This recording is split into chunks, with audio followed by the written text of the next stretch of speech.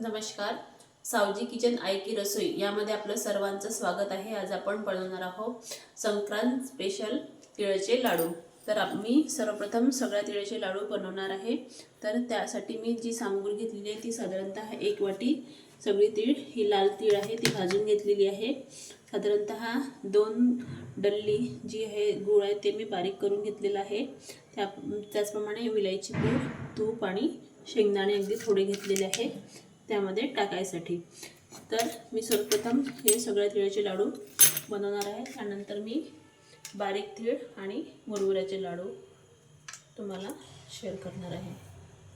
तर यासाठी मी सर्वप्रथम गूळ हा कढई मी तापवायला ठेवलेली होती. तर हा गूळ मेल्ट होऊ द्यायचा आहे, त्याचा पाक करायचा आहे व्यवस्थित.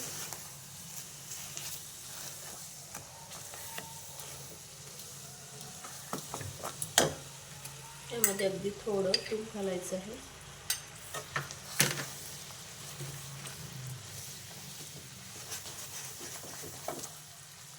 हे जे लाडू आहे ते लवकर बांधावं लागतात, अगदी झटपट, नाहीतर मग गळा पकडतो. गरम गरमच हे बांधावं लागतात. तर आपल्याला हाताला थोडं भाजत असेल तर आपण पॉलिथिन हातात घेऊन पण बांधू शकतो, पण पॉलिथिनला तूप किंवा तेल हे लावायचं.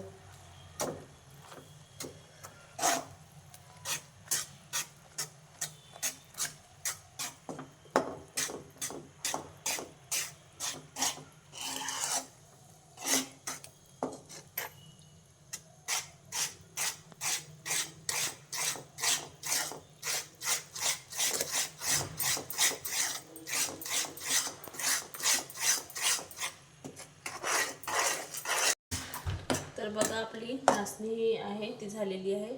आपण कशी चेक करायची, तर पाण्यामध्ये हे टाकून घ्यायचं. जर हा गोळ वर आला आणि आपली जर पापडी जमली तर आपला पाक हा परफेक्टली झालेला आहे.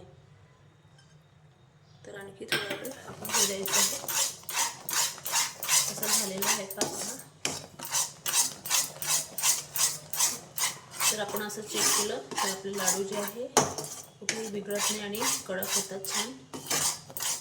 आणि हे जे लाडू आहे ते तुम्ही 1 महिन्यापर्यंत 2 महिन्यापर्यंत राहू शकते. खराब होण्याचे चान्सेसच नसते यामध्ये, कारण की पाण्याचा यूज यामध्ये आहे नाही. पण पाणी अजिबात यूज केलेलं नाही, त्यामुळे हे लाडू लॉंग टाईमपर्यंत असेच राहतात. तर आपला पाक हा झालेला आहे. आता आपण तीळ घालून घेऊया. तीळ पण छान होऊ द्यायची आहे. थोडा वेळ तीळ पण छान कडक भाजायची आहे.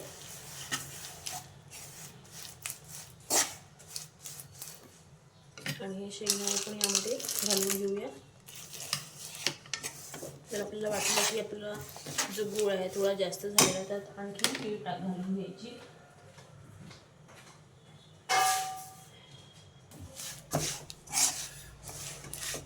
तर बघू शकता मी थोडी आणखी तीळ घालत आहे यामध्ये.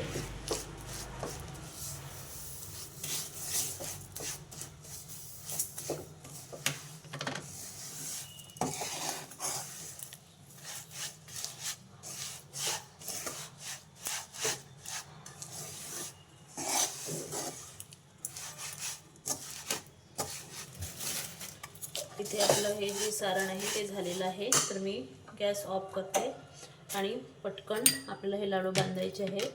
तर पॉलिथिनला अशा प्रकारे तूप किंवा तेल लावून घ्यायचं आहे आपल्याला आणि या प्रकारे पकडून आपल्याला लाडू बांधू शकतो. किंवा तुम्ही हाताला पण तेल लावून जर तुम्ही हे गरम सहन करू शकाल हाताने पण बांधता येतात, पण मला जास्त गरम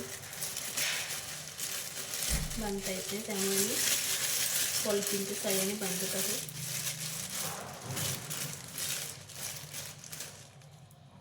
त्यानंतर आपण हाताने पण आपल्याला थोडं करून घ्यायचं आहे.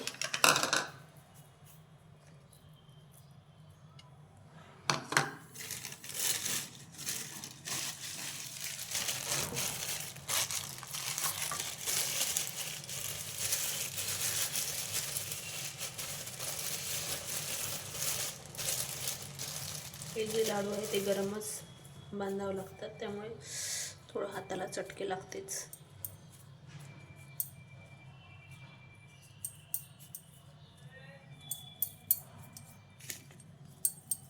आणि थोड्या वेळाने जास्त कडक येतात.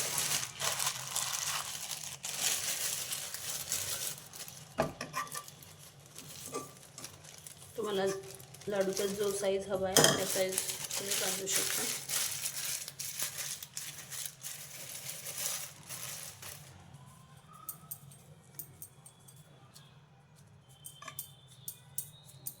त्यामध्ये शेंगदाणे घातले की छान पण दिसते आणि लागते पण छान.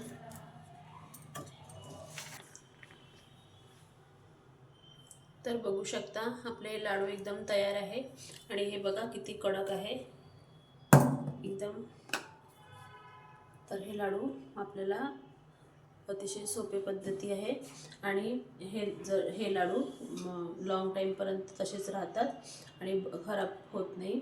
त्यामुळे ही जर रेसिपी तुम्हाला आवडली असेल तर लाईक करायला, शेअर करायला आणि सबस्क्राईब करायला अजिबात विसरू नका.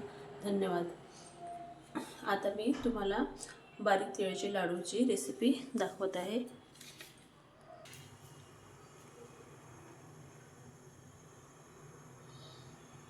तर आता मी तुम्हाला बारीक तिळाचे लाडूची रेसिपी दाखवत आहे. त्यासाठी मी आधी हा जो गूळ आहे ती 1 ढेली मी बारीक करून घेतलेली आहे. तर